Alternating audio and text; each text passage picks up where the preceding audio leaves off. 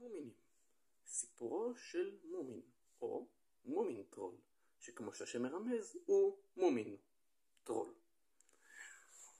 והוא חווה חוויות מסירות, מרעישות ומגניבות ומרגשות ועוד מילים יחד עם חבריו, מאיה קטנה, סניף, סנוקה וכמובן ההתגלמות של כל מה שטוב וטהור בעולם הזה, סנופקין. אבא מרג'ימה הוא סיפורו של מרקו. מרקו הוא ילד שמנמן וחביב שגר עם הוריו ואחיו הגדול וקוף המחמד שלהם. יום אחד האמא נוסעת לעבוד בארגנטינה, והם גלים למרקו ברגע האחרון, כי למה לא? בוא פשוט נפציץ לך את זה בפנים. זה מידע כל כך חשוב ורלוונטי, לא, תדע את זה רק ביום האחרון.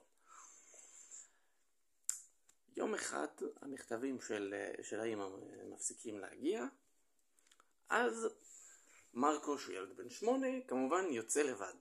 למה לא? למה לא? תחשבו לעצמכם, אם אתם הייתם הורים לשני ילדים וקוף, הייתם יוצאים כל המשפחה להביא את האמא.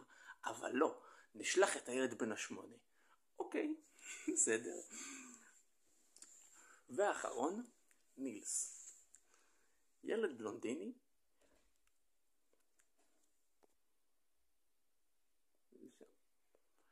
בלונדיני, עם מצנפת אדומה, שאוהב להתעלל בחיות. יום אחד, אחרי שנילס התעלל בחיות, כרגיל, הוריו מחליטים לנסוע לכנסייה, אבל נילס לא רוצה להצטרף כי זה משעמם. אז מה שקורה, נילס נשאר בבית, ואז מגיע גמל, אומר לו, תשמע, אתה דמות ראשית, אני דמות משנה, בוא נקדם את העלילה.